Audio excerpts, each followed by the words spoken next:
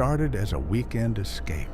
My friends and I, Charles, James, and me, had always been into exploring abandoned places, old tunnels, collapsed buildings, forgotten malls, anything that felt like it didn't belong anymore. The thrill wasn't about breaking in or vandalizing.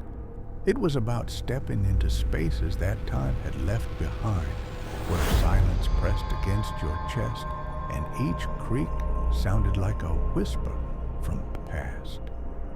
Charles was always the one finding these places. He was quiet, the type of guy who'd stare at a wall and still be thinking about something 5 layers deeper than everyone else. He sent us a strange Instagram post one day. The account had only a few blurry photos and captions like, "The Mojave swallows what it doesn't want found." The post that caught his eye read, "Dozens of abandoned mine shafts in Mojave. You just have to know where to look." He messaged the account. Somehow they replied, gave him a location, just coordinates, no address, no name, just a pin in the middle of nowhere. We loaded up my Wrangler on a Saturday morning and headed deep into the desert. Hours passed, no cell signal, no signs of life. James got irritated. Charles stayed locked in on the map he downloaded. Just as we were about to give up, we saw it. A slanted wooden structure half swallowed by sand and time. The opening to something dark, a mine shaft. Charles didn't say anything. He just grabbed his flashlight and walked straight in. A figure steps into the collapsed entrance of a forgotten mine. Silence surrounds them as the light disappears into the dark. The tunnel went deeper than we expected. The wood groaned under our weight. Dust choked the air. A few broken tools lay scattered, rusted over like fossils. Then the air got colder. We stopped. A sound, a hum, like a low vibration deep in the ground, too regular to be natural. James called out, "Did you hear that?" Suddenly, the beam from my flashlight hit something carved into the wall.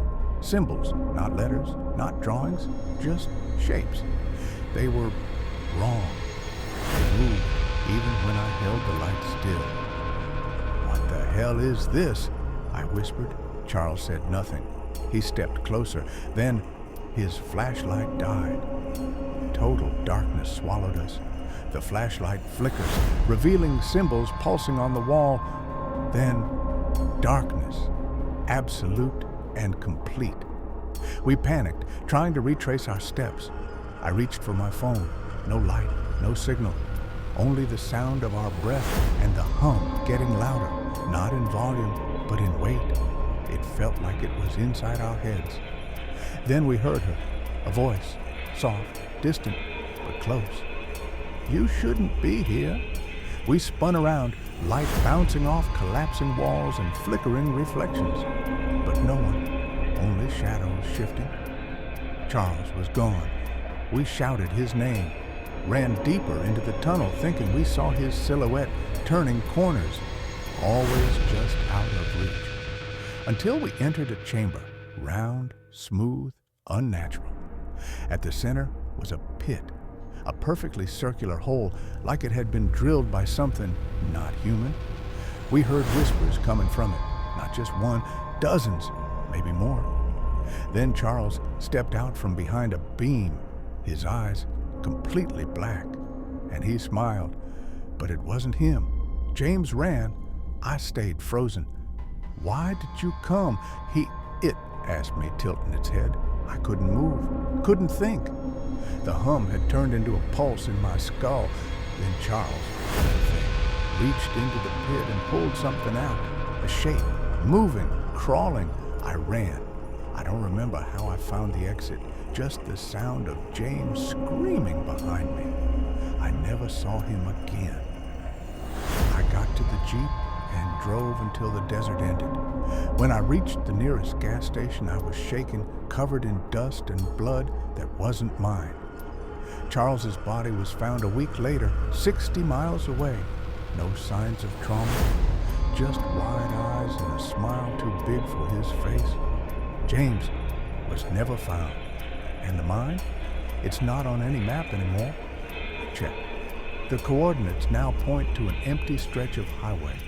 But sometimes, when I close my eyes, I hear it again. That hum, the whispers, as if the hollow below is still calling, and it remembers me.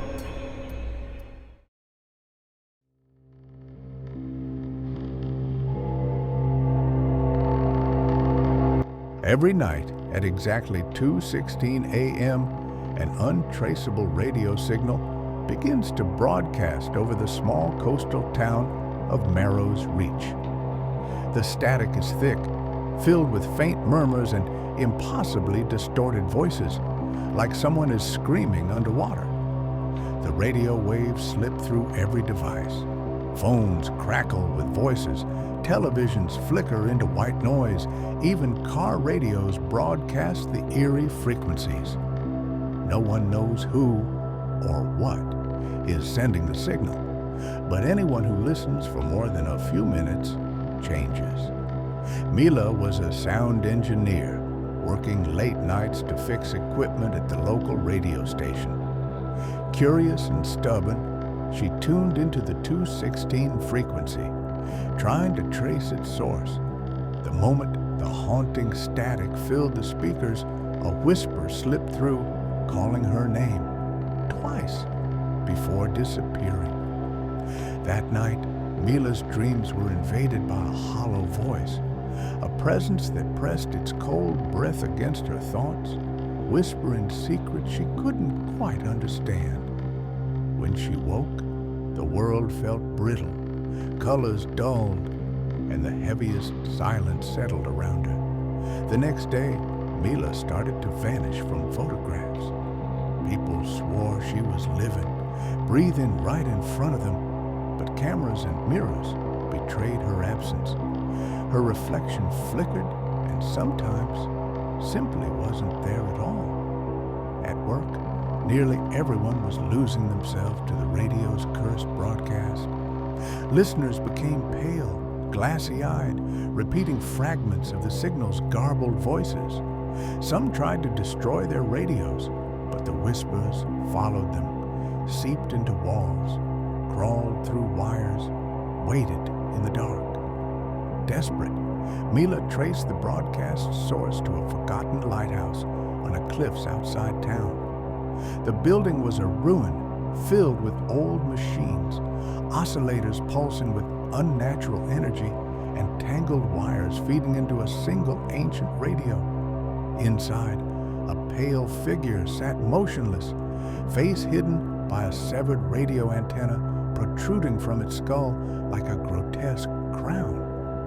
As Mila approached, the figure turned, revealing a face cracked and glowing faintly beneath the antenna's twisted metal.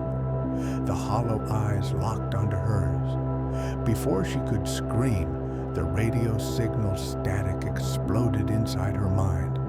Her body froze, skin paling as the presence began to unravel her from the inside, her shape dissolving into nothing but a ghost in the radio waves. Outside the lighthouse, the signal continued, waiting for the next lost soul to answer the call.